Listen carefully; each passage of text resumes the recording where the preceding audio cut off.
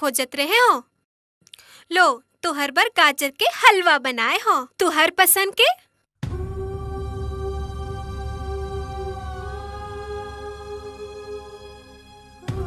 मोर पसंद तो भैया भाभी है। महुला भी तकलीफ है जी। तथे काबर नहीं रोके भाभी ला। ते जानत हस कि ओला भी तो जरूरत रही से। जीजा जी, जीजा जी, आप मन जौन काम कह रहे वो सब काम हो गए। अब अस्पताल के काम घला शुरू हो गए।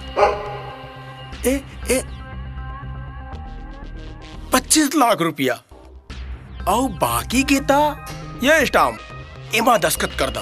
बाकी के 25 लाख बहुत जल्दी हो जाही। ये लाओ।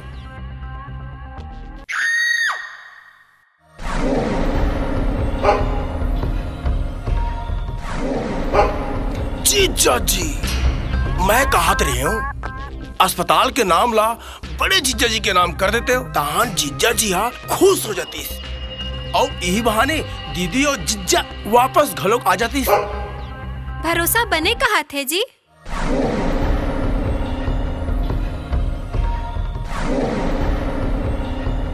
जीजा जी,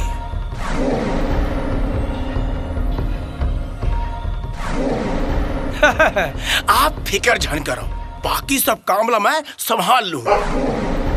अच्छा, मैं चला था।